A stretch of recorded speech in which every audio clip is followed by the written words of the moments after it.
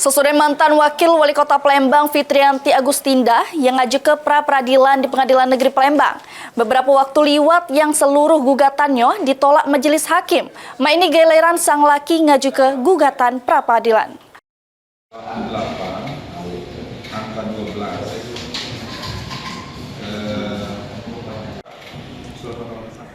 Dedi Siprianto, laki dari mantan Wakil Wali Kota Palembang Fitrianti Agustinda, yang sudah ditetapkan jadi tersangkut dugaan tindak pidana korupsi pengelolaan biaya pengganti darah di Palang Merah Indonesia, Palembang tahun 2020-2023.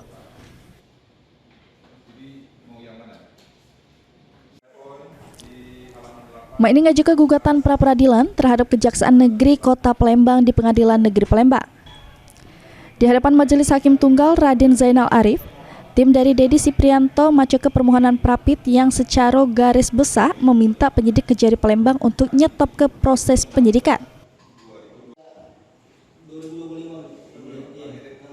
Karena menurut pemohon, penetapan kali ini jadi tersangka ini tidak didasar kepada dua alat bukti yang cukup, sebagaimana disyarat ke pasal 18 KUHP.